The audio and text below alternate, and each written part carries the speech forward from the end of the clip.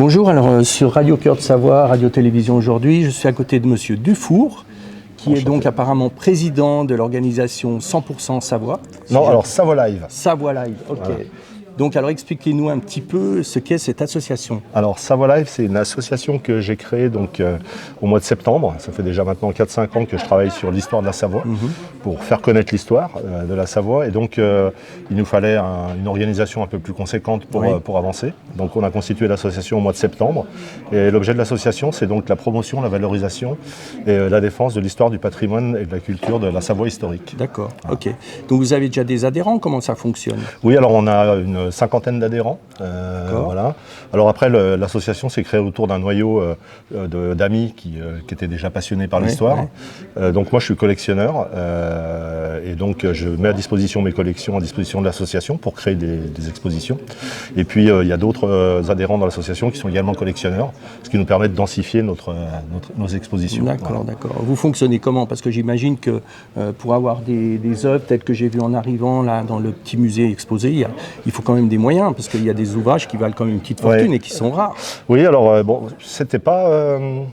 il n'y avait rien de prémédité en fait. La collection, elle est venue, c'est une conséquence un petit peu de l'investissement que j'ai eu sur le travail sur l'histoire, puisque je me suis... Vous étiez déjà passionné d'histoire à la base? Pas du tout. Même pas? Pas du tout. Ouais, en fait, c'est en fait l'origine de tout ça, c'est mon engagement politique. D'accord. Alors expliquez-nous, c'est intéressant. Alors en 2020, j'étais candidat aux élections municipales à Annecy, et on portait un projet citoyen sur le municipalisme libertaire, qui est le fonctionnement en assemblée citoyenne, où les décisions sont prises par les citoyens. Et lors des réunions d'information que l'on faisait, il y a des gens qui sont venus dans la réunion et qui sont venus me voir à la fin et qui m'ont dit mais en fait ce que tu nous racontes là sur ton système politique, c'est comme ça que marchait ton pays avant. Et là, j'ai été interpellé par cette... et donc, je suis allé voir, parce que je n'avais pas de connaissance de la Savoie en tant que pays, quoi. Parce qu'avant, à l'école, on nous dit, bah, avant, vous étiez italien. Moi, à l'école, on m'a dit, avant, vous étiez italien. Oui, c'est souvent la version qui est donnée. Et donc, de fil en aiguille, j'ai commencé à aller voir, et j'ai constaté qu'effectivement, la Savoie a une histoire conséquente. Et c'est comme ça que je me suis intéressé à l'histoire. J'ai dit, bah, faut que j'apprenne mon histoire, en fait. Et donc, en voulant apprendre mon histoire, j'ai fait la recherche d'une frise historique, parce que c'est comme ça que j'avais appris à l'école. Et quand j'ai pas trouvé ce que je cherchais, j'ai dit, bon bah, moi qui suis un homme de communication, j'ai travaillé 15 ans dans la pub, j'ai dit, bah, je vais faire cette frise historique, comme ça on pourra apprendre l'histoire. Vous avez fait le lien entre votre métier... Voilà. Et donc j'ai réalisé ce premier ouvrage, qui est cette frise qui fait 3 mètres de long, qui retrace les 1000 ans d'histoire. Et c'est comme ça donc, que je me suis intéressé à l'histoire de la Savoie et de la transmettre à mes enfants, parce que c'était ma volonté. Et donc de fil en aiguille, j'ai commencé, après m'intéresser de très près à l'histoire, à commencer à acheter une pièce, une autre pièce, et ainsi de suite. C'est comme ça qu'est née la logique de collectionneur. Les enfants suivent un petit peu la lignée ou bien? Complètement. Alors mes 2 enfants sont membres fondateurs de l'association. J'ai un de mes enfants, le premier, qui fait des études d'histoire à la Sorbonne. Donc on passe des longues soirées au téléphone à parler des Carolingiens, des Mérovingiens ou des comtes ou des ducs de Savoie. Donc oui, ils sont tous les deux impliqués dans l'association. Et puis c'est un peu leur héritage aussi, puisque comme vous l'avez dit, c'est des sommes conséquentes, ce sont des fonds propres que se financent ces achats. Donc bon, l'évaluation de nos collections aujourd'hui, c'est pas loin de 100 000 € quand même. D'accord, ok. On peut dire que l'avenir de la famille Dufour sur l'histoire de la Savoie est assuré du coup. Alors oui, en tout cas, j'aurais réussi à transmettre à mes enfants le flambeau pour qu'ils prennent le relais. Ok. Et ben moi je propose qu'on voie un petit peu l'exposition parce que c'est particulièrement intéressant. On a fait un peu le tour, mais vite fait tout à l'heure, mais je pense que ça mérite qu'on y mette un regard. Parce que là, il y a de quoi, je pense, moudre. Oui, alors c'est une exposition éphémère, elle a lieu pour la journée, donc c'est une partie de nos collections, bien sûr, on ne peut pas tout amener. Et on a pour ambition de créer un musée, en fait. Ça, c'est le projet qu'on porte maintenant. C'est de constituer un musée en bonne et due forme. Donc c'est une vocation en fait de réinformer les Savoisiens, leurs origines, leur histoire, c'est fondamental. Oui, en fait aujourd'hui, je pense que, beaucoup l'ont dit, on ne peut pas savoir où on va si on ne sait pas d'où on vient. Exactement. Et puis cette histoire est quand même tellement extraordinaire. C'est quand même hallucinant qu'on l'ait gommé comme ça en très peu de temps. Est-ce qu'il n'y a pas eu, selon vous, peut-être une volonté aussi d'effacer un peu Bien sûr, c'est évident que quand vous récupérez un territoire comme la Savoie qui a été indépendante pendant presque 1000 ans, il faut l'intégrer au territoire. Alors bon, les choses se sont faites un peu au forceps, on le verra dans la conférence. Et oui, à partir de la fin de la Première Guerre mondiale, il y avait une volonté de tirer un trait sur cette histoire. D'ailleurs, à cette occasion, en 1919, tous les livres d'histoire, puisque l'histoire était enseignée par la République française en Savoie, et tous les livres d'histoire ont été rassemblés dans les cours d'école pour être brûlés. Et à partir de cette date, voilà, on nous dit maintenant, avant vous étiez italien. On nous résume la situation. Je propose qu'on avance un petit peu sur l'expo. Volontiers, je pense. Enfin, c'est basique, mais bon, les gens sont tellement déconnectés. On remonte au plus loin quand même. Alors l'origine, c'est 1032, naissance de la maison de Savoie, Humbert au Blanchemin. 1032, alors il est confirmé en 1003, mais le décret, en tout cas la date officielle retenue par les historiens, est 1032. Voilà. Donc ça, c'est l'origine de la maison de Savoie. Et puis donc on couvre à travers les différentes évolutions du territoire, puisque au départ c'est le comté de Maurienne, ensuite va apparaître la notion de comte de Savoie. Donc effectivement sur cette frise, alors je l'ai voulu volontairement très graphique pour aussi attirer un peu les enfants. Et donc toutes ces zones qui sont présentes en noir, c'est les zones d'occupation successives que va connaître la Savoie. Donc il y en a eu 6 d'occupation au fil du temps, essentiellement des occupations françaises. Alors je dis essentiellement parce qu'il y a quand même une occupation espagnole, la couronne d'Espagne, mais c'est consécutif au fait qu'on va obtenir la Sicile et la Sardaigne. La Sicile était propriété de la couronne d'Espagne et ils vont la récupérer, ils vont nous redonner la Sardaigne, mais ils ne sont pas très contents, la couronne d'Espagne, et c'est pour ça qu'ils vont débarquer à un moment donné et on aura une période d'occupation. Et donc c'est François Ier, d'ailleurs, qui est le fils de Louise de Savoie quand même, ce qui est quand même, sa mère est une de Savoie. Et François Ier va occuper la Savoie. En fait, c'est la volonté des rois de France de conquérir les terres en Italie.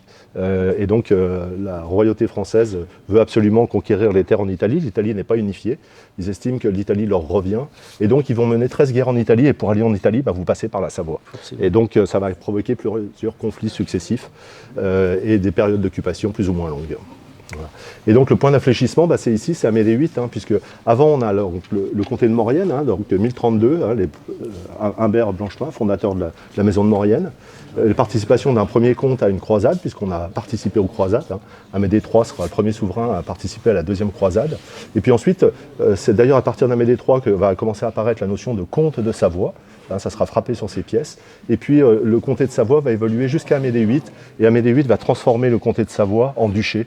Et ça, c'est très important. D'ailleurs, on va commémorer la transformation en duché, qui est le 19 février 1416, puisque un duché est un pays souverain, alors qu'un comté est un pays afféodé au Saint-Empire. Donc voilà, c'est une évolution majeure du territoire. Et puis ensuite, on va arriver dans cette période ici, où on va faire l'acquisition d'un titre de roi, avec donc le roi de Sicile et puis le roi de Sardaigne. Voilà. Alors il y a un titre qui sera acheté quand même par le fils d'Amédée VIII, qui est le titre de roi titulaire de Chypre et de Jérusalem, puisqu'il est marié avec Anne de Lusignan, qui est la dynastie de Chypre. Et donc ils vont acquérir ce titre, mais c'est un titre honorifique. Il y a d'ailleurs un château sur l'île de Chypre, la famille des Lusignan. Oui, bien sûr, c'était la dynastie régnante de Chypre. Ok, bien, c'est intéressant tout ça. François Ier, l'Italie, et 1860. Donc on va avoir une grande occupation ici au lendemain de la Révolution française. Donc la Savoie va être envahie par les révolutionnaires français en 1793. Ensuite va arriver l'Empire avec Napoléon Ier. Donc on sera sous occupation de l'Empire napoléonien, avec la création des deux départements, donc département du Léman et département du Mont-Blanc, qui seront créés à l'occasion de l'Empire. Et puis à la chute de Napoléon, en 1815, on va retrouver donc la souveraineté. La Savoie retrouve son duché et le royaume de Piémont-Sardaigne, enfin le royaume de Sardaigne, pardon, pas que je dise de Piémont. Le Piémont, c'est une principauté. Le royaume de Sardaigne. Et puis à partir de 1860, donc traité de cession signé entre Victor Emmanuel II et Napoléon III, et la Savoie, effectivement, c'est une zone d'occupation, puisque depuis, on est inclus dans la République française. Ouais, parce qu'en réalité, ils n'ont qu'un acte de propriété de titre sur la Savoie. Alors, c'est très ambigu. Moi, je ne suis pas un spécialiste du droit international. Ce qui est sûr, c'est qu'il y a un décret international, le Congrès de Vienne, qui est la base de la diplomatie moderne, quand même. Donc, elle pose des fondamentaux qui sont très importants. Dans ce Congrès de Vienne, on a donc le traité qui est la chute de Napoléon. C'est comment on retrouve une Mhm. situation post-napoléonienne à l'international. Donc ce traité est signé par toutes les puissances, hein, la Russie, l'Angleterre, ainsi de suite. Et dans ce traité, donc, la Savoie va donner les terres à la ville de Genève pour que Genève devienne un canton suisse. En contrepartie, la Savoie va acquérir la neutralité helvétique et perpétuelle, et donc vont être créées 2 zones franches. Et en fait, en 1860, il n'y a aucun acte qui... D'ailleurs, si vous prenez les journaux de 1860, dans les journaux de 1860, Napoléon s'engageait à traiter la question de la neutralité. Ça ne sera jamais fait. Et donc, cette neutralité, alors on dit qu'elle a été levée de fait par la cession, mais il n'empêche qu'en 1919, il y a dans le traité de Versailles une ratification entre la France et la Suisse pour abolir cette neutralité, ce qui pose un vrai problème, puisque un traité international ne peut être défait que par les signataires du traité. Et donc il n'y a pas eu de reconvocation des autres puissances du Congrès de Vienne. C'est ça qui pose un problème aujourd'hui. Donc est-ce que justement ça peut être valable aujourd'hui? Alors, si vous interrogez des spécialistes du droit international, oui. En fait, ce qui manque aujourd'hui à la Savoie pour qu'elle retrouve ses droits, c'est un peuple, en fait. C'est ça qui est ténu. Après, il y a d'autres biais également qui ont été induits en 1947 à la reconduction des traités internationaux. Donc la France aurait dû reconduire la propriété de la Savoie auprès de l'ONU, des Nations Unies, pardon. Et donc cette inscription n'a jamais été faite. Après, c'était trop tard. Donc, ils avaient 6 mois, je crois. Oui, il y avait un délai, mais il a été dépassé. Alors voilà, donc tout ça est assez ténu, en fait. En termes de droit, le droit existe, mais il n'est pas respecté. Hein, c'est un peu ce qui se passe. Et puis, ce qui crée des zones des fois de conflit ou d'interrogation. Hein. D'ailleurs, il y a une jurisprudence quand même, c'est le tribunal de l'Haye qui va condamner la France en 1932 pour non-respect de la petite zone franche, donc qui est lié au même traité, hein, en fait. Hein. Donc voilà, c'est pour ça que cette question, elle est un peu ténue, effectivement. Ouais, c'est une histoire assez complexe en réalité, la Savoie. Donc là, on a une représentation. Donc le territoire de la Savoie, il a toujours été organisé avec des provinces. Hein, parce que c'est une manière, pour finir, c'est un fonctionnement très fédéraliste. Hein. Donc chaque province a des spécificités. C'est sûr que les problématiques de la Tarentaise ne sont pas celles du Chablais. Entre Évian et Bourg-Saint-Maurice, ce n'est pas tout à fait la même chose. Et donc ces provinces, elles vont évoluer au fil du temps. Donc, à l'origine, il y en a 6 grandes provinces. Hein, ils auraient eu leur propre administration. Oui, alors bien sûr, chaque province, hein, donc dans les différentes organisations politiques, il y avait une représentation par province hein, au fil du temps. Donc, par exemple, les sénateurs étaient issus des provinces et ainsi de suite, hein, quand on avait une monarchie constitutionnelle. Mais donc, les provinces ont toujours eu des latitudes pour organiser et gérer. Hein. C'est toujours été une gestion décentralisée. Donc, ces provinces originales, il y en a 6. Donc, le Chablais, le Genevois, le Faucigny, la Tarentaise, la Maurienne, qui sont les 6 provinces originelles qu'on voit ici. Donc le premier là-bas, c'est la Maurienne, hein, avec l'aigle du Saint-Empire et le fond jaune, hein, et la tour de Bérold. Ensuite, vous avez les blasons de la Tarentaise. Ensuite, vous avez ce qu'on appelle la Savoie propre ou la Savoie ducale. Donc la Savoie propre, non pas que les autres soient sales, hein. La Savoie propre, c'est à proprement dit. Hein, dite. Donc c'est la Savoie frontière avec la France. Ensuite, vous avez le drapeau du Genevois, donc le damier bleu et jaune. La province du Faucigny. Donc le Faucigny, hein, c'est de Bonneville jusqu'à Chamonix. Et puis donc la province du Chablais, dans laquelle nous nous trouvons, hein, donc le Chablais. Alors maintenant qu'il y a été une partie du Chablais appartient à la Confédération helvétique, le Chablais valaisan. Hein. D'ailleurs, il a été question à une période où on parlait d'un canton suisse. Oui, alors ça a été une discussion notamment en 1860, hein, où le Chablais a failli rejoindre la Confédération helvétique hein, avec le Valais, et puis ça s'est pas fait. Et donc ça c'est le blason de la dernière province qui a été créée en 1816, que peu de gens connaissent, qui est la province de la Haute-Savoie. Parce que avant que la Haute-Savoie devienne un département, c'était une province, et donc elle a été constituée au cœur du duché de Savoie, autour d'Albertville, qui inclut la cité médiévale de Conflans. Et donc c'est la 7e province qui sera créée en 1816. Alors il y en a eu jusqu'à 13 hein, des provinces, hein. Donc c'est des organisations qui fluctuaient un peu au fil du temps. Voilà. Les 2 tours, c'est... Les 2 tours, c'est des références. Alors, j'ai pas la référence exacte, mais c'est lié effectivement à des constructions. Je pense qu'il y a certainement une référence à la cité de Conflans, hein, la cité médiévale de Conflans, et des places fortes. Tout à fait. Donc, alors, on est en face de Saint-François-de-Sales, qui est venu à une période convertir le Chablais au catholicisme, qui était à l'époque protestant, qui a d'ailleurs résidé près d'ici, au château des Inlages. Il y a un très beau volume ici devant. Expliquez-nous un petit peu. Oui, alors il y a 2 ouvrages ici en fait qui sont donc des écrits de Saint-François-de-Sales. Hein, donc il y a ces 2 tomes en fait. Hein, donc c'est des. Ça c'est des exemplaires originaux. Alors c'est des originaux, hein, bien sûr. Hein, ce sont des originaux, donc qui datent de 1696, si je ne m'abuse. Donc voilà. Donc ça c'est des écrits de Saint-François-de-Sales. Donc c'est deux beaux ouvrages que j'ai pu récupérer, qui sont dans un très bel état, que j'ai eu le plaisir de pouvoir racheter chez un collectionneur. C'était un collectionneur privé, non? Oui, un collectionneur privé, ouais. Avec également... alors ça, cette gravure, elle est intéressante parce qu'elle a été faite à Genève par une imprimerie qui n'existe plus. Je pense que c'était certainement à l'occasion de... À mon avis, elle date de 1918, à l'occasion donc d'un jubilé de la naissance de Saint François de Sales. Et donc, elle a été éditée, j'ai fait des recherches, par une ancienne imprimerie de Genève. Donc j'ai pu la dater, effectivement.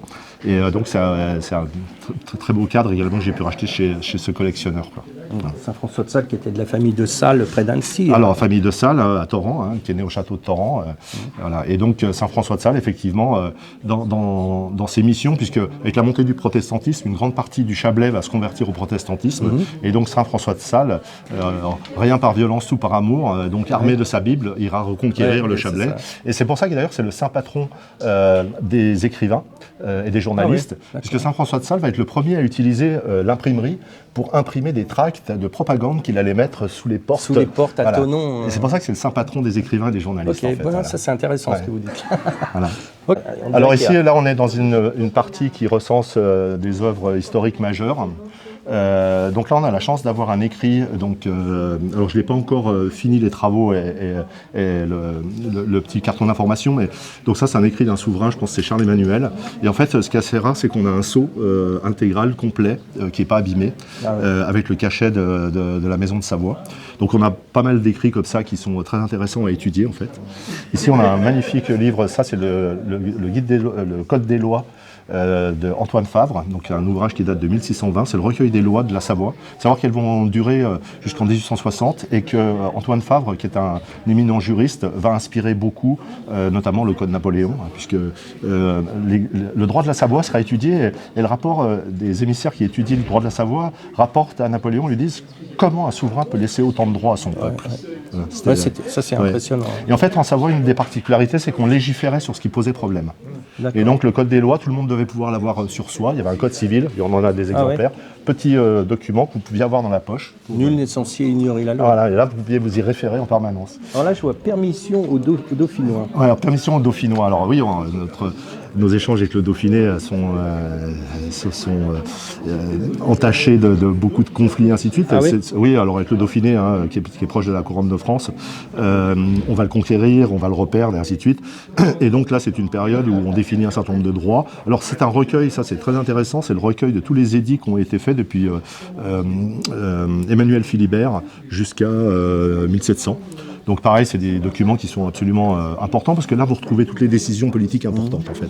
Alors bon, on n'a pas encore fini d'étudier tout ça. Alors là, ça c'est étonnant, le Code civil alors là, vous avez du roi de Sardaigne. Voilà, Code civil de 1837 par exemple. Donc là, c'est un Code civil complet. Donc c'est très intéressant à lire parce que c'est d'une logique implacable. C'est-à-dire que la loi a été écrite aussi de manière à ce que tout le monde puisse la comprendre. Donc c'est extrêmement simple, très intéressant à lire comme ouvrage. Et puis alors à côté, là, on a vraiment une relique. Donc ça, c'est une version imprimée des statuts du duché de Savoie qui seront publiés par Amédée VIII en 1430. Et c'est une version imprimée de 1530, donc à peine moins de 100 ans avant l'invention de l'imprimerie, après l'invention de l'imprimerie. Et donc c'est les statuts de la Savoie qui seront écrits par Amédée VIII pour organiser une constitution, quelque part, qui organise la vie politique et administrative de la Savoie. Voilà. Avec plein de bon sens, j'imagine. Oui, alors ça date de 1430, donc vous avez par exemple tout un livre qui traite sur l'habillement, c'est-à-dire comment on doit s'habiller, puisque ça reflète également votre statut social. C'est une période où les Juifs sont chassés en Europe et donc sont tolérés en Savoie, et donc peuvent venir se réfugier en Savoie. Et donc il y a toute une partie sur le culte et les pratiques du culte. Il y avait une sorte de morale publique, non? Oui, alors d'ailleurs va être instaurée la justice. La justice a toujours été très forte, et les souverains ont très bien compris qu'en fait il fallait avoir une justice forte pour que le peuple soit apaisé. Et donc, les cours de justice permanentes vont arriver dès le XIIe siècle en Savoie. Avant, elles étaient itinérantes. On va mettre beaucoup de moyens dans la justice. Et Amédée VIII va notamment créer dans ses statuts l'avocat des pauvres. C'est-à-dire que même les pauvres ont droit à un avocat, et c'est le meilleur avocat qui défend les pauvres. D'accord. Contrairement... Voilà. Et là, vous avez donc, ici, c'est le sceau d'Amédée V. Donc Amédée V, c'est le souverain qui va entériner définitivement les couleurs de la Savoie qu'on connaît aujourd'hui, c'est-à-dire le drapeau de gueule à croix d'argent, Avant, les armoiries de la Savoie étaient celles du Saint-Empire romain germanique avec un aigle à une tête. Donc un drapeau jaune avec un aigle à une tête. Alors ça va évoluer avec Amédée III qui va faire les croisades, mais c'est vraiment Amédée V, dit le Grand, qui va entériner définitivement dans les armoiries de la Savoie. Il y a eu une grosse implication de la Savoie dans les croisades? Alors essentiellement avec Amédée III qui a participé à la deuxième croisade, mais qui était à la tête effectivement de la croisade auprès des autres grands d'Europe, et qui va les combattre, qui va amener les troupes et les croiser jusqu'à Damas, combattre. Voilà. Il mourra d'ailleurs sur le retour de cette croisade à Chypre. Il sera enterré à Chypre. Comme beaucoup. Voilà. Okay. Et ça c'est pareil, c'est un livre très très rare, c'est un livre qui a été édité en 1702, qui est un recueil avec les 35 gravures qui d'ailleurs ont été, les études sont faites par un Annécien qui a réalisé ces travaux, et donc ce livre contient les 35 gravures, les 35 portraits des souverains, des 35 premiers souverains de la Savoie. Voilà. D'accord. Donc document très quasiment unique, dans cet état-là et complet en fait. Non pas qu'il n'y en ait pas d'autres. Mais... Alors là, on sort un peu de la partie libraire, je dirais, si on peut le dire. Oui, un livre historique. Ouvrage en tout cas. Ouvrage historique, et puis on arrive là sur une table où se trouvent des outils. Alors, comme je vous l'ai dit, on n'a pas amené toutes nos collections, mais il y a quelque chose d'important, c'est le travail du bois en Savoie. On va beaucoup travailler le bois, ça fait partie des choses en montagne, on se fabrique les bols. Voilà, donc là, vous avez... alors, c'est pas un rabot, d'ailleurs, je vais me faire engueuler si je dis pas le bon nom, je crois que c'est un Bruno ou quelque chose comme ça. Ah oui. Voilà. Et donc, oui, alors, pourquoi on a mis des toupies? Parce qu'en fait, les toupies, c'est un jeu qui a été inventé au XIIIe siècle. D'accord. Et donc, on jouait beaucoup aux toupies. Et il y a un autre jeu également inventé à la même époque, c'est les quilles. Alors j'ai pas amené le jeu de quilles, mais on a un jeu de quilles également. Et donc, alors ces toupies, c'est un ami tourneur qui nous les a refaites. Il y en avait qu'on pouvait lancer qu'une ficelle, non? Alors non, celle-ci s'est amusée surtout. Pierre, il s'est amusé à faire des formes un peu sympas, voilà. Mais on voulait faire cette référence au jeu aussi parce que moi-même, mon grand-père me fabriquait des toupies quand j'étais gamin, donc ça a un peu de nostalgie aussi. D'accord. Alors on retourne un petit peu dans les livres, dans les volumes. Alors là on est sur les couleurs. Alors là effectivement, alors là on est sur une représentation qui est tournée vers la peinture et l'art pictural, qui est un art majeur en fait en Savoie et qui est très peu connu. On va avoir un art pictural parce qu'en fait on va installer aussi beaucoup de congrégations, de prêtres et ainsi de suite, de monastères. Parce que souvent le travail de ces gravures se faisait dans des monastères. Oui, alors tout à fait. À l'origine, et d'ailleurs on le voit dans ces deux ouvrages qui tracent les travaux de la peinture du XIe au XVe siècle en Savoie, c'est essentiellement des peintures rupestres qui sont faites dans les églises. D'accord. Et donc ça c'est des travaux qui sont absolument remarquables et très peu étudiés, c'est fort dommage en fait. Et donc on a ces deux ouvrages qui ont été faits par Gardet, qui est un éditeur contemporain qui date du XXe siècle, qui est à Annecy, mais qui s'est pris d'amour un peu pour la peinture et qui a fait ces ouvrages qui sont magnifiques sur du papier Moyen-Âge pour retracer un peu ce travail de la peinture. Là, l'apocalypse figurée des ducs de Savoie. Alors, ça c'est autre chose. Alors voilà. Donc là, l'origine, c'est le travail de la peinture. Ensuite, effectivement, les souverains vont s'intéresser au monde des arts, et notamment donc Amédée VIII, et même avant Amédée VIII, en fait, le tout premier ouvrage enluminé, il vient de Édouard de Savoie. Édouard de Savoie, donc qui est un comte vers 1300, va être marié avec Blanche de Bourgogne. D'accord. Faut savoir que le royaume de Bourgogne est un royaume important. Le royaume de Bourgogne est d'Arles. Contre le roi de France. Exactement. Et donc, Blanche de Bourgogne, qui est l'épouse du comte Édouard de Savoie, va commander un livre enluminé. Un livre d'heures. Donc un livre d'heures, c'est un livre de prière pour une personne qui n'est pas ecclésiastique. Et donc ce livre enluminé va se retrouver au fil du temps dans les mains du duc du Berry. Oui. Et c'est comme ça que le duc du Berry se prendra d'amour pour les livres d'heures et financera beaucoup de livres d'heures qui sont célèbres et qu'on connaît. Oui, oui. Mais on ne sait pas qu'il y a eu le premier livre d'heures, notamment en Savoie bien avant, qui inspirera ce duc du Berry. Donc ça, c'est un facsimilé qui a été réédité, enfin qui a été produit par l'université de Yale, qui a racheté les fragments de cet ouvrage. L'original a été détruit dans un incendie à Turin. Voilà. Et donc c'est assez rare, il y a certains exemplaires. C'est tout fait à la main. Voilà. Et donc sur le travail d'enluminure, on va avoir donc deux ouvrages majeurs consécutifs à ce premier livre, qui seront faits cette fois-ci par des enlumineurs savoisiens. Donc Bater notamment, qui est Expliquez-nous un peu les enlumineurs. Alors le travail d'enlumineur, donc c'est ceux qui vont faire toutes ces décorations et ces dessins. Donc ils travaillent à deux, il y en a un qui écrit et un qui décore le livre. Et donc Bater, qui est un enlumineur qui est né à Fribourg, va travailler pour Amédée VIII, et il y a un atelier d'enluminure qui sera créé à Thonon. Et donc ces ouvrages, deux ouvrages sont commandés. Donc le premier c'est l'Apocalypse figuré des ducs de Savoie. Donc c'est l'Apocalypse revu avec les figurines de la Savoie. C'est pour ça que vous avez des drapeaux de Savoie un peu partout dans les iconographies. Hein.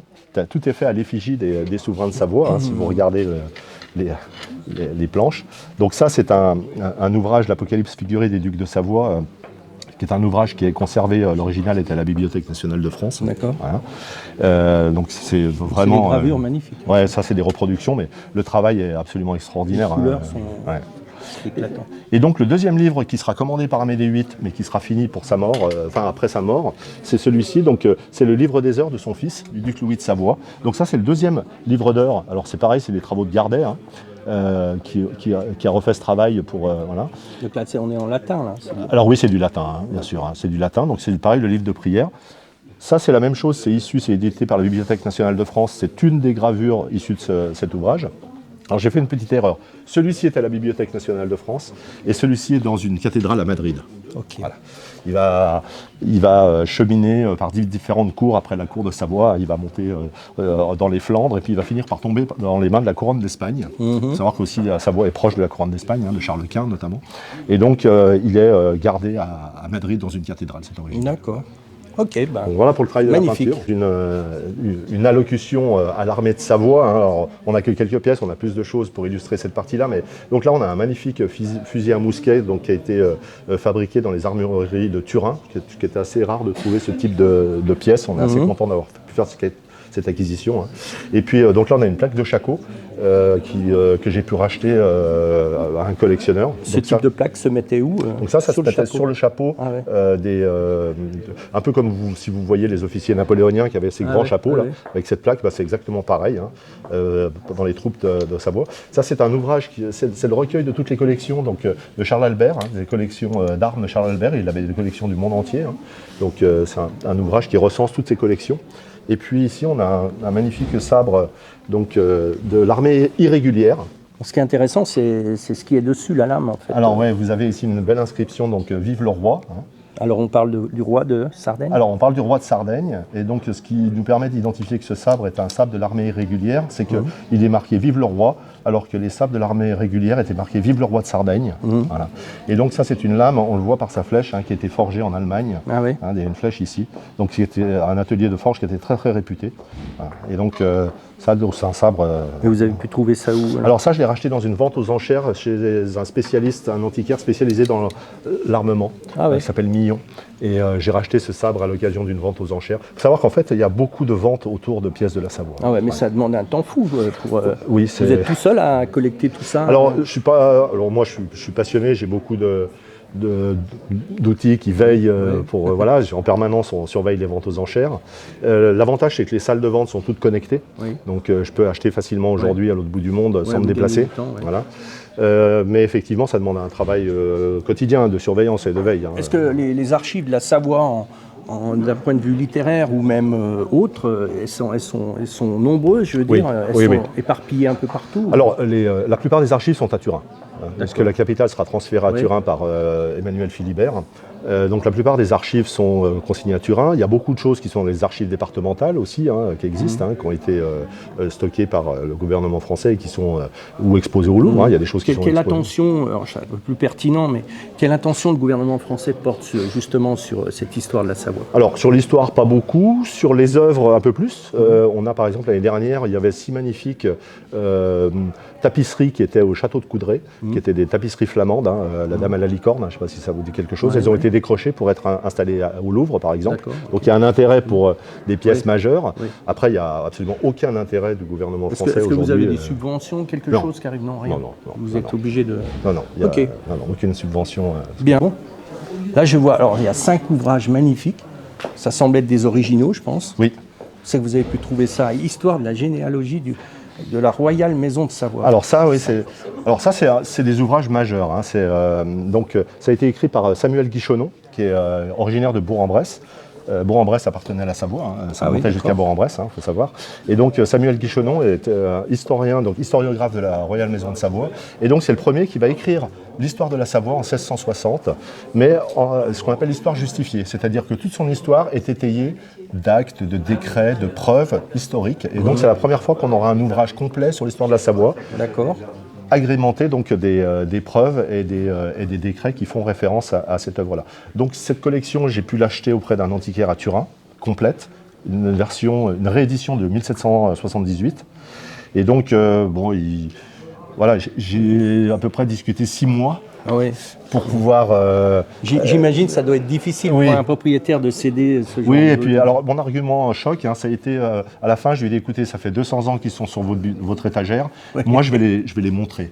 Et ça a été un argument... Oui, c'était un argument... sensible. Oui, parce que ces livres, souvent, sont dans des collections particulières, ne sont pas sortis. C'est absolument remarquable, parce que vous avez, par exemple, toutes les pièces qui ont été frappées et tous les sceaux qui sont inventoriés dans ces ouvrages. C'est vraiment un travail remarquable. D'ailleurs, quand on lit ce livre, qui est en français, donc il peut se lire très très bien, ce qui est assez intéressant, c'est que sur la généalogie de la Savoie, par exemple, il y a des questionnements sur l'origine, le père de Humbert au Blanchemin, le fondateur, qui est Bérold, et on ne sait pas trop, en fait, Bérold, son lien avec les autres royautés, il y a beaucoup de légendes. Et donc, il va prendre 10 pages d'hypothèses sur les différentes hypothèses de la généalogie de Bérold. Et donc, pendant 10 pages, il va dire, alors il prend cet exemple, et puis il dit, ah ben non, ça ne peut pas être ça. Et puis il reprend un autre. Et donc, il y a plusieurs chemins qui ont été la étudiés, place qui était prise, aujourd'hui, jamais on ferait ça. On ne développerait pas 10 pages pour dire, non, c'est pas ça la chose probable. Donc ça, alors ça, c'est une version, c'est le premier que j'avais acheté, je l'ai fait restaurer pour que les gens puissent le consulter. Parce que ceux-ci, je ne veux pas trop qu'on les touche. Après, on peut les voir en ligne, parce qu'ils sont à la Bibliothèque nationale de France. Donc, si les gens scannent le QR code, ils peuvent consulter ces ouvrages en ligne directement. Ça, c'est pareil. Ça, c'est un ouvrage qui est absolument fabuleux. Ça s'appelle Le Guide du voyageur en Savoie. Et donc, c'est l'ancêtre du Guide du routard. Et donc, c'était édité par le gouvernement de Savoie. Cette version est de 1855. Vous voulez dire que là-dessus, on y trouvait les bonnes adresses? Alors, exactement. Vous aviez les distances en carrosse, c'est-à-dire de ville à ville, à cheval ou en carrosse. Et vous avez donc les us et coutumes. D'ailleurs, c'est Gabriel de Mortillet qui a écrit cet ouvrage. Et il y a toute une tirade sur comment il convient d'appeler les habitants de la Savoie. Il explique que le terme savoyard donc, est absolument à proscrire, puisque c'est une insulte. Bien là, sur savoyard, parce qu'entre savoyard et savoisien, il y a une discussion. Alors voilà, donc savoyard, d'ailleurs, il le dit très très bien, Gabriel de Mortillet. Le terme savoyard, en fait, c'est un terme qui est devenu au fil du temps péjoratif, puisqu'il désignait un étranger. Donc un savoyard, ça pouvait être un auvergnat aussi bien qu'un habitant de la Savoie. Et donc le terme qui convient, c'est savoisien. Et donc savoisien, l'origine du mot savoisien, en fait, c'est Marc-Claude de Buttet, donc, qui est un poète du XVIe siècle, et donc qui va se déclarer gentilhomme savoisien. Et donc après, il est de bon ton, effectivement, d'ailleurs, quand on s'adresse à la noblesse ou à la bourgeoisie en Savoie, jamais on se serait permis de parler de savoyard. Napoléon III, quand il s'adresse à la députation, il parle de la députation savoisienne, il ne parle pas de la députation savoyarde. Donc ça, c'est très bien expliqué dans ce manuel, le guide de l'étranger en Savoie, qui est absolument fabuleux à lire, c'est extraordinaire. Vous avez toutes les bonnes adresses, les choses à voir, enfin c'est vraiment remarquable. Comme là, on a 2 volumes sur les armoiries. Alors oui, donc ça c'est très intéressant. C'est les noms de famille, apparemment. Alors, les noms des villes et des familles, exactement. Alors, vous avez ce premier ouvrage qui a été fait par l'Académie du Chablais. Donc, c'est les travaux de Foras, qui a fondé cette Académie du Chablais, qui était un spécialiste héraldique de la Maison de Savoie. Et donc, ça concerne toutes les villes et les familles du Chablais. Donc, vous allez avoir comme ça tous les noms. On a de fortes chances de retrouver son nom. Alors, exactement. Donc, moi, par exemple, j'ai mes armoiries dedans, du côté de mon père. Mais il y a un très beau château à Brantôme, le château d'Avully, qui château d'Avully aussi, tout à fait. Donc ça, c'est spécifique au Chablais. Et puis l'autre ouvrage ici, donc ça, c'est une réédition. Et ça, c'est assez drôle parce que justement, c'est le fameux monsieur collectionneur dont je vous parlais, qui m'a vendu ses collections, qui a trouvé cet ouvrage il y a 40 ou 50 ans. Et donc, il a fait rééditer ce livre. Et donc ça, c'est les travaux du marquis de Beauregard, qui avait commandé donc, le travail sur les armoiries des familles. Et, alors ça, c'est au périmètre de la Savoie, par contre. Ça, c'est spécifique au Chablais. Ça, c'est toute la Savoie. Est-ce que vous gardez des liens ou des relations avec ceux qui vous ont cédé des œuvres, comme là, je pense au gros livre? Oui, bien sûr. Et vous tenez toujours, enfin, ils sont toujours intéressés par ce que vous faites? Oui, absolument. Ils nous suivent beaucoup. Oui, on garde. Alors, généralement, les gens chez qui on peut acheter des choses, c'est aussi eux-mêmes des passionnés. Donc, on partage un peu les mêmes passions. Et donc, oui, bien sûr, on garde des liens. Alors après, bon, On a des achats qui sont des fois anonymes quand on achète aux enchères. Ça, c'est très sympa. Ça, c'est des livres. Donc ça, c'est pareil, c'est des livres d'histoire. C'est Thomas Blanc qui a écrit ces livres. Donc l'abrégé de l'histoire de la Royale Maison de Savoie, c'est en 3 tomes. Et donc c'est des petits ouvrages qui sont absolument très très intéressants à lire et à découvrir. Donc ça, on peut trouver ces petites pépites sur des ventes aux enchères. Et ça, c'est pareil, ça c'est un livre. Alors, on n'a toujours pas l'auteur, on ne sait toujours pas qui est l'auteur de cet ouvrage. On sait que c'est un Français, on sait que c'est après 1815. Et donc, il explique, alors c'est absolument fabuleux, ce petit livre qui est très beau, parce qu'il explique très, très bien d'ailleurs, il dit, en fait, on connaît mieux les terres australes que nos voisins, et donc il vient découvrir la Savoie, et il explique effectivement, il dit, en fait, ce qui pourrait surprendre tout le monde, c'est que quand vous arrivez en Savoie, personne ne veut de république. Ils sont tous accrochés à leur roi, et ils expliquent qu'en fait, ils sont très bien avec leur roi, ils payent peu d'impôts, ils vivent bien. Voilà. Et donc, c'est assez intéressant de voir... Est-ce que vous avez lu la plupart de ces ouvrages? Oui, oui. Alors, la plupart, oui. Pas tout encore, parce qu'il y a quand même... Ça, j'ai lu. Voilà, j'ai encore pas mal de... Oui, il y a encore ça, j'ai lu. Il y a un gros travail, j'imagine. Et puis, bon, tout n'est pas là, Déjà, ici, vous avez une statue, donc ça, c'est Emmanuel Philibert. D'accord. Donc, Emmanuel Philibert, c'est lui qui va délivrer la Savoie, qui est occupée par François Ier en 1536. Et donc, Emmanuel Philibert, à ce moment-là, est enfant. Il est élevé à la cour d'Espagne. C'est le neveu de Charles Quint. Et donc, c'est un habile militaire. Il va finir par être général en chef des troupes impériales du Saint-Empire romain germanique. Et donc, à la tête des troupes de la couronne d'Espagne qui combat la France, il bat le roi de France. Et donc, à l'occasion de cette... c'est donc à Saint-Quentin, la bataille de Saint-Quentin en 1559. Et donc, Emmanuel Philibert va récupérer le duché de Savoie à l'occasion de cette victoire. D'ailleurs, j'en reviens à François Ier, c'est lui qui a institué en fait le français en France. Oui. Alors qu'on le parlait déjà bien avant ici en Savoie. Alors absolument. C'est une date importante. Ouais. Alors simplement, je termine sur... donc ça, c'est la statue d'Emmanuel Philibert qui rentre triomphant à Chambéry. D'accord. Et donc cette statue, elle a été faite par Marochetti, qui est un sculpteur qui est né à Turin. Ouais. Et Marochetti, c'est le plus grand sculpteur équestre. Et donc il a fait cette statue, elle est devant le Palazzo à Turin. Elle fait 4 mètres. Oui, d'accord. Et donc, pour montrer ce qu'il faisait, il a fait des miniatures. D'accord. Et donc, ça, c'est une des miniatures qui a été réalisée par Marochetti. Il y a un format un peu plus grand et puis celle-ci.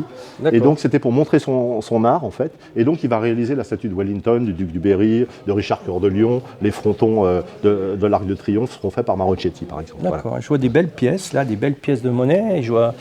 Alors là, oui, on est sur des choses un peu plus... alors là, vous avez un achalandage de pièces de monnaie, dont la plus vieille, c'est celle-ci. La première, c'est un denier de tournoi qui est frappé en 1301. Ensuite, vous avez des pièces du duché de Savoie, la première pièce du duché de Savoie de 1420, puisque ça deviendra un duché en 1407. Une pièce de 20 livres or, donc c'était la livre savoisienne, 20 livres or de 1800 et quelques. Et puis, vous avez d'autres pièces comme ça. Là, vous avez également une 5 livres argent, donc de Charles Félix, et puis une 5 livres argent également de Charles Albert. Voilà. Donc là, il y a un certain nombre de pièces de monnaie. Et puis, chose qui est particulière à la Savoie, c'est ces croix. Donc, alors, le fait de porter des bijoux pour les civils, c'est assez contemporain, c'est le 19e siècle. On n'avait pas le droit de porter des bijoux avant, c'était réservé aux ecclésiastiques uniquement et aux nobles. Et donc, en Savoie, on va développer ces fameuses croix, alors avec beaucoup de savoir-faire aussi à Turin, qui sont d'ailleurs les croix qui ont le plus de valeur, c'est celles qui ont été frappées à Turin, c'est les blasons de soleil de Turin. Et là, donc, vous avez une représentation, vous avez celle-ci, c'est les croix grilles, ce qu'on appelle la croix grille de Chambéry, qui est à 2 faces. Alors, elles existent en or et en argent. Il y a d'un côté le Christ, de l'autre côté la Vierge avec l'enfant. Et puis ces croix, elles étaient portées avec un cœur, ce qu'on appelle un coulant, qui permettait de régler la hauteur. Voilà, le cœur coulant. Vous avez ici une croix Jeannette. Donc la croix Jeannette, c'est celle qui est à gauche ici. Donc c'est une croix classique de la Savoie, elle existe en or et en argent. Et vous avez, donc il y a encore les croix de Chambéry. Celle-ci, elle est très intéressante, la petite ici, là. Ça, c'est les croix du Beaufortin, avec les pendeloques. Voilà. Croix du Beaufortin. Et puis là, j'ai une croix qui est très particulière ici. C'est la croix de l'ordre de Saint-François de Sales, qui est une croix qui se dévisse, dans laquelle il y a un reliquaire. D'accord. Voilà.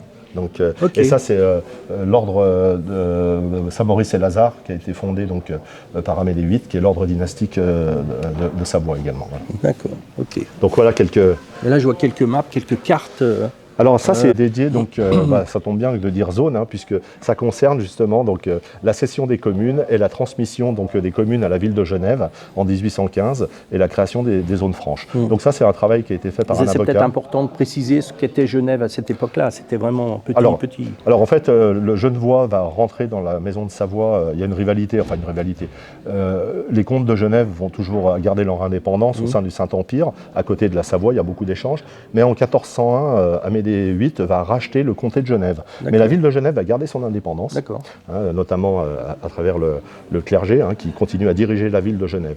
Et donc la ville de Genève, c'est une toute petite partie effectivement, et en 1815, à la chute de Napoléon, Genève veut devenir un canton suisse, veut rejoindre la Confédération helvétique, et comme Genève n'a pas assez de terre, c'est la Savoie qui va lui donner des communes, les communes protestantes, et donc en contrepartie, la Savoie va acquérir la neutralité helvétique. Donc, et on va avoir la création de la petite zone franche et de la grande zone franche. Voilà. Celle-ci, en fin de compte. Alors ça, c'est la zone neutre. Zone neutre. La zone neutralisée, donc qui comprend le Chablais, une partie du Faucigny et un axe qui passe par Ugine, au nord d'Ugine. Donc ça, c'est toute la zone neutre. Donc en cas de conflit ou d'occupation, les habitants de la Savoie devaient se réfugier dans la zone neutre et la Savoie était protégée par la Suisse et par les conventions internationales, puisque c'est la neutralité helvétique, c'est pas une autre neutralité. Là, je vois un tout petit livre qui paraît rien, qui est très discret, mais qui paraît très intéressant. Alors ça, c'est le traité, donc c'est justement... donc ça, c'est un document qui a été édité en 1815, c'est un original, c'est le recueil donc, du Congrès de Vienne. Donc, à Vienne, donc, on va se mettre d'accord, toutes les puissances internationales vont se mettre d'accord sur le retour à la situation, puis ensuite le traité sera signé à Paris en 1815. Donc ça, c'est le recueil de toute la négociation du traité de Vienne et du Congrès de Paris, avec donc les différentes créations justement de cette zone franche, à limite de l'État du roi de Sardaigne. Voilà. Donc ça, c'est un document, oui, effectivement... j'étais content de le racheter parce qu'à un moment donné, beaucoup de gens parlent, mais je pense que c'est important, c'est d'aller aux sources. Là, vous avez en fait ce qui s'est fait pendant la réunion de Vienne. Exactement. Tout a été retranscrit. Donc, aller aux sources. Et ça, c'est un ouvrage qui s'appelle le Lavernia, qui est très intéressant, qui a été fait par un avocat, et qui regroupe toutes les pièces autour de cette histoire, puisque c'est quand même, effectivement, la France sera condamnée, c'est quand même un peu, on sait qu'on est dans quelque chose qui est un peu controversé, cette Je vois de ce côté, là, il y a des plans, alors qui ont l'air intéressants. Alors, ici, vous avez des reproductions. Donc ça, ce sont des reproductions qui sont extraites d'un ouvrage qui s'appelle le Theatrum Savodia, qui est un livre qui met en valeur les États de Savoie, commandé par le duc de Savoie, qui est un cadeau diplomatique qui sera remis quand ils font des visites diplomatiques. Et c'est une mise en lumière donc, du duché de Savoie. Et donc, vous avez des vues 3D, comme ça, de toutes les villes majeures de la Savoie. Donc ici, vous avez une représentation d'Annecy. On voit que c'était fortifié déjà. Oui. Alors Annecy, bien sûr, toutes les villes étaient fortifiées. Ça, les menaces étaient importantes. Oui, alors bien sûr, il y avait beaucoup de conflits, beaucoup de conflits armés. Il y a eu beaucoup de conflits entre le Saint-Empire, le pape, des invasions diverses et variées. Donc forcément, toutes les villes étaient fortifiées. Mais ça, c'était, on va dire, conventionnel à ces périodes-là. Et donc ces vues-là, elles sont très très belles. Elles reprennent les principales villes donc, du duché de Savoie. Donc là, vous avez, c'est quoi ça? Ici, c'est Rumilly. Donc, on voit qu'il y avait beaucoup de jardins, Alors, je sais pas si c'était reproduit. Bien sûr, c'était très très cultivé, bien évidemment. C'était aussi un grenier un peu à grains et tout ça, l'albanais notamment, parce que Rumilly c'est l'albanais. Donc on y faisait de la céréale, des choses comme ça. Donc là, c'est des ouvrages qui retracent comme ça les villes. D'ailleurs, on voit bien. Si vous regardez, vous avez la pliure, parce que c'est un livre en fait. Donc voilà, c'est des livres. C'est marqué. Et donc là, on voit la marque ici. On voit que le papier n'était pas ce qu'il est aujourd'hui. Non, il n'était pas encore ce qu'il est aujourd'hui. Mais on voit bien les bateaux. C'est pareil, ça, on ne le sait pas beaucoup, mais la bataille de Lépante, par exemple, qui est une grande bataille contre les Turcs, une grande bataille navale, une des plus grandes batailles d'Europe. Il y a 4 galères savoisiennes qui participent à cette bataille de Lépante, parce qu'on avait accès à la Méditerranée depuis 1388, avec la dédition de Nice, et donc on allait garrouiller. Avec le Mont Blanc. Une vue de Salanches, vous voyez, Salanches, ça ne prenait qu'un L et pas de S. Ah ouais, c'est ce que j'ai constaté, c'est marrant. Une belle vue de Salanches. Vous avez Chambéry, qui était la capitale très longtemps de la maison de Savoie également.